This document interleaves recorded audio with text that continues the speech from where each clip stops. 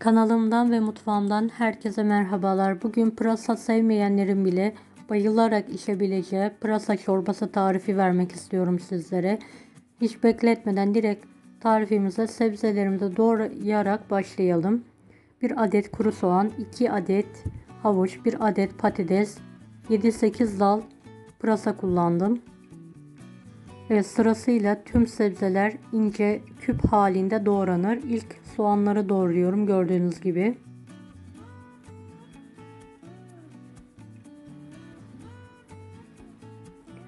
Evet, havuçlarımızı da ince olacak şekilde doğrayalım.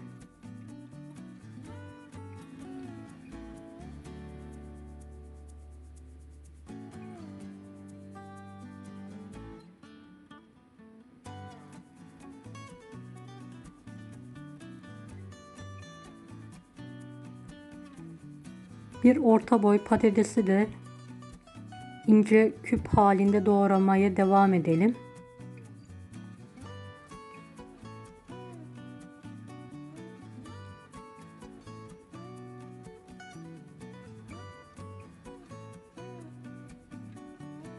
Evet, yıkanan pırasaların kalın kısımları 4-5 parçaya ayrılır. İnce olanları da 2 parçaya ayırarak tüm pırasaları birlikte ince ince doğrayalım.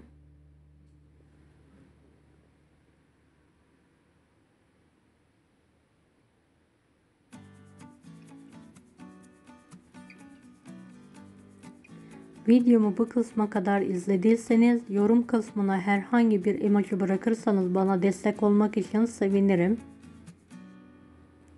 Evet, gördüğünüz gibi tüm sebzelerimi doğradım. Artık çorbamızı yapmaya başlayabiliriz. Büyük bir tencereye 4 yemek kaşığına yakın zeytinyağı veya normal yağ alalım. Üzerine doğradığımız sebzeleri alalım.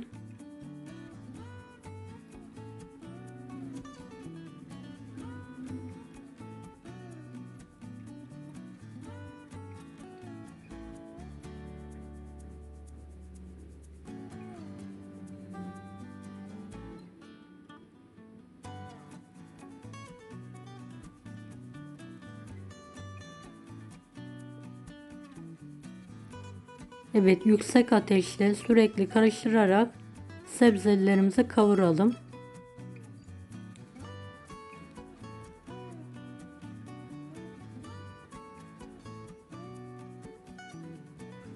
Sebzelerimizin kokusu çıkana kadar ve yumuşayana kadar kavrulmaya devam edelim. 5-6 dakika kadar.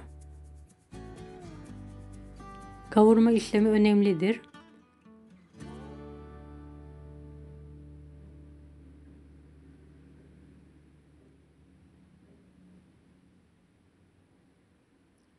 Evet, yeteri kadar kavrulan sebzelerimizin üzerine 2 litreye yakın su ilavesi yapalım. Ben normal su kullandım. Sizler et suyu veya tavuk suyu da kullanabilirsiniz. Tercihe bağlı.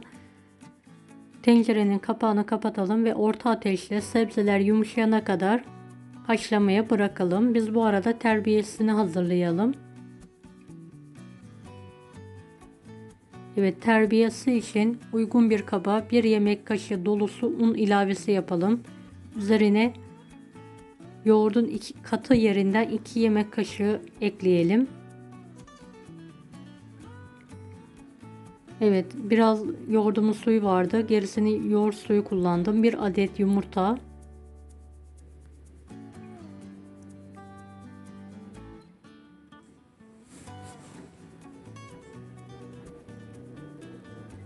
Tüm malzemeleri pürüzsüz olana kadar çırpalım.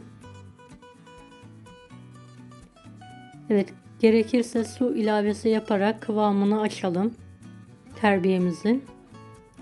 Pürüzsüz olmasına dikkat edelim.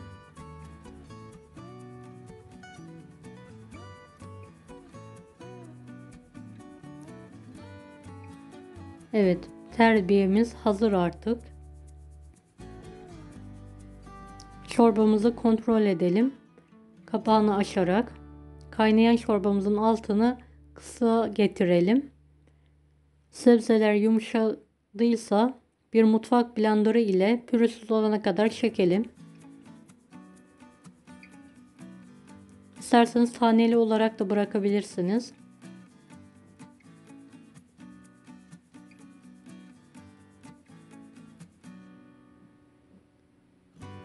Hazırlanan terbiyemize çorbanın suyundan 3-4 kepçe ilave edelim ve karıştıralım.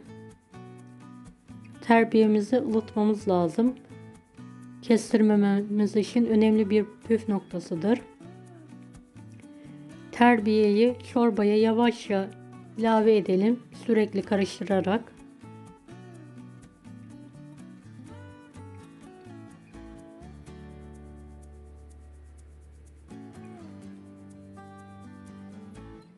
Evet, gerekirse bu aşamadan sonra su ilavesi yapabilirsiniz kıvamı açmak için. Sürekli karıştırarak kıvam alana kadar orta ateşte çorbamızın başından hiç ayrılmadan çorbamızı pişirmeye devam edelim.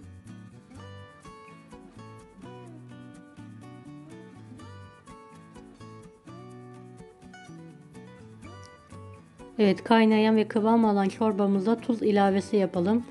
2 tatlı kaşığı tuz ilavesi yaptım ben. Damak tadınıza göre ilave edebilirsiniz miktarını.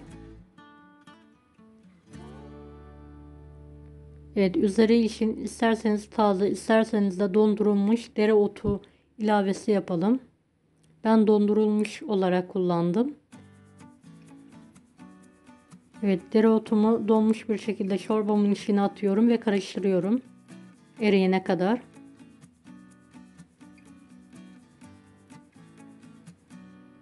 Evet, çorbamız artık hazır. Altını kapatabiliriz. Kıvamı, rengi, kokusu, lezzeti şahane oldu. Sizler de tarifi deneyebilirsiniz güvenle. Tam tutan nefis bir pırasa çorbası tarifidir. Servise hazırlayarak ikram edebilirsiniz çorbamızı.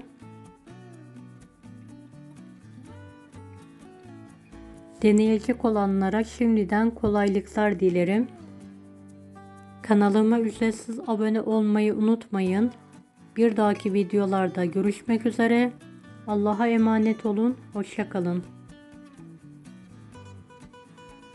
Daha farklı çorba tarifleri için bunları da izlemeyi unutmayınız.